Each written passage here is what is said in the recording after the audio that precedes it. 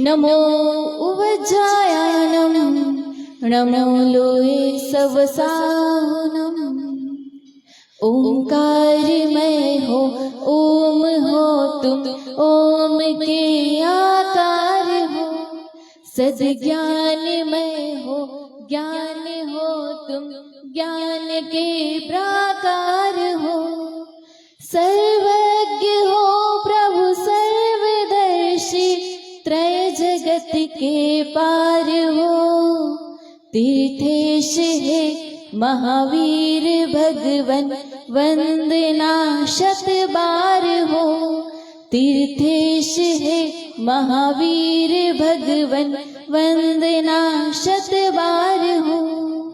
जय बोलिए अनंतानंद सिद्ध परमेष्ठी भगवान की, चिंतामणि पार्श्वनाथ भगवान की, शासन नायक श्री महावीर भगवान की, परम पूज्य आचार्य श्री आदि सागर जी महाराज की, परम पूज्य आचार्य श्री महावीर कीर्ति जी महाराज की, परम पूज्य तपस्वी सम्राट आचार्य भगवान श्री सन्मति सागर जी गुरुदेव की,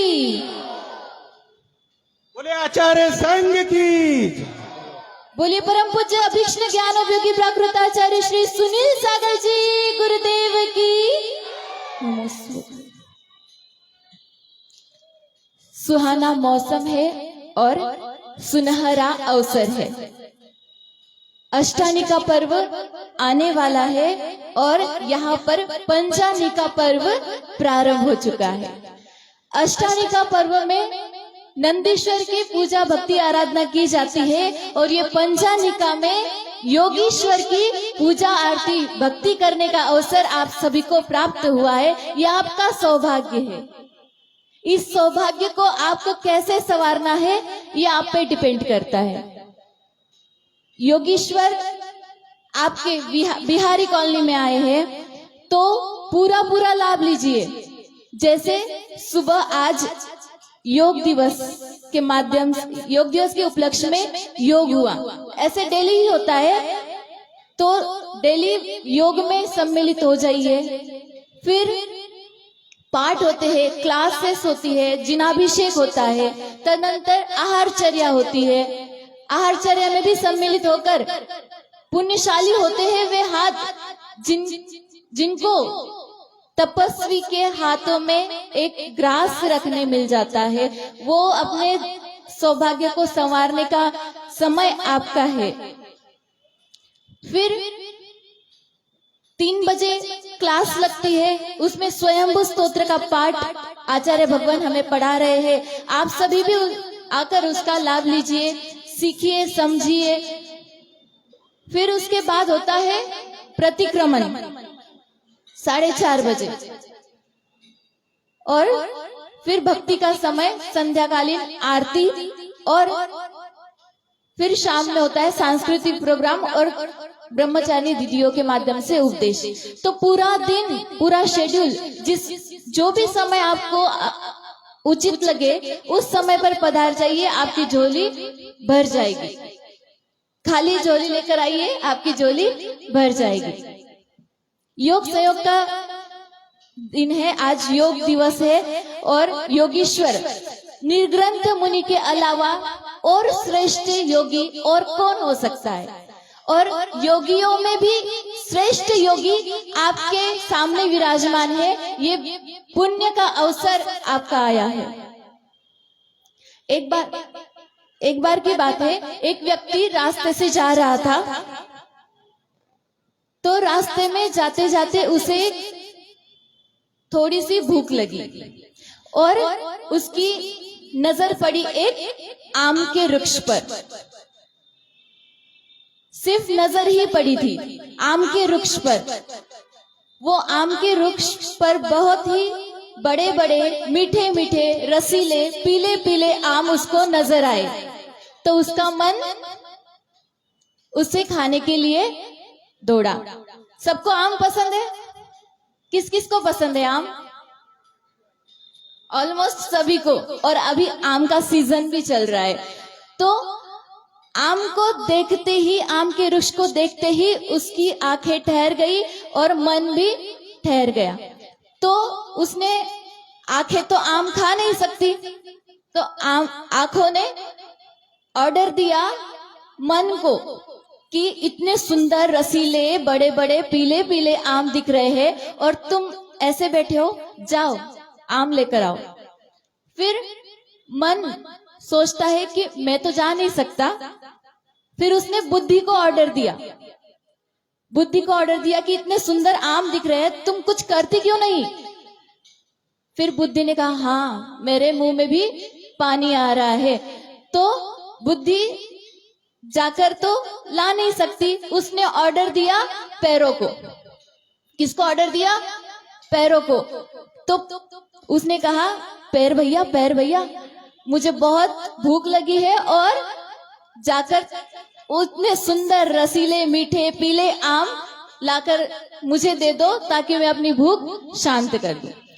तो फिर पैर ने भी कहा ठीक है चलो मान लेते हैं। पैर उस वृक्ष तक उस बाग तक जाते तो है पर तोड़ नहीं पाता, तो पैर तो कुछ काम नहीं कर सकता। फिर पैर ने ऑर्डर दिया हाथ को। तो उसने कहा हाथ थोड़े से आम तोड़कर मुझे दे देना। तो हाथ ने भी अपना हाथ उठाया और हाथ में 2-4 आम रसीले तोड़ लिए।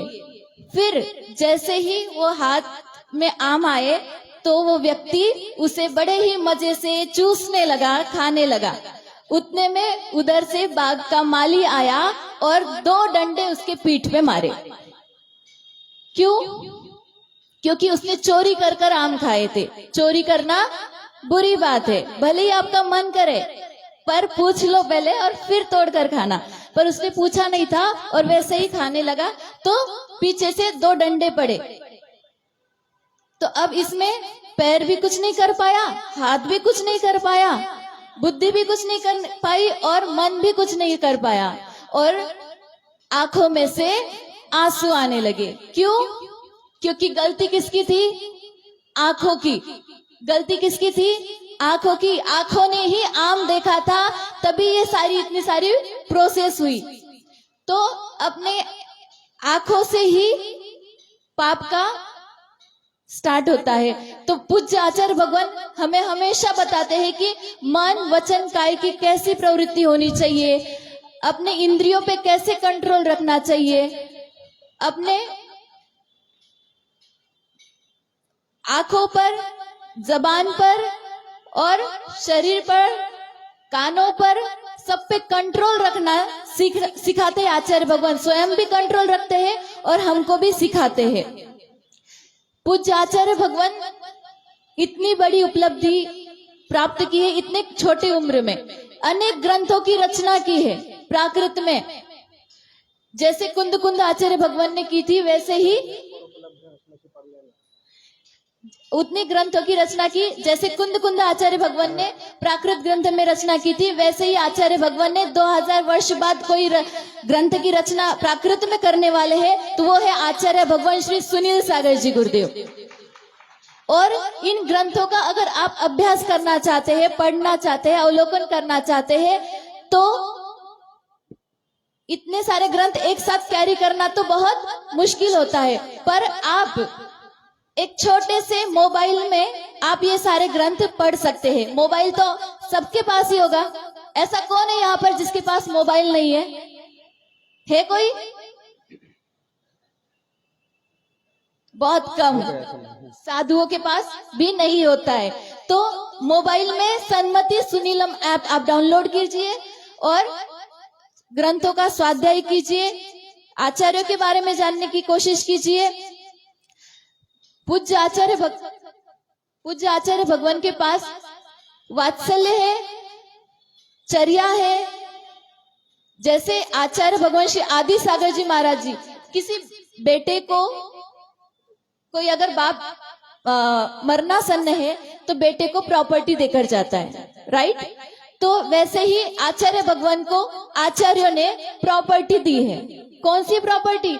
जैसे आचार्य आदि सागर जी गुफा में ध्यान करते थे, पहाड़ों पर तपस्या करते थे, वैसे ही आचार्य भगवान गिरनार की घनी गुफाओं में ध्यान करते थे, तपस्या करते हैं। और जहां पे भी ऐसा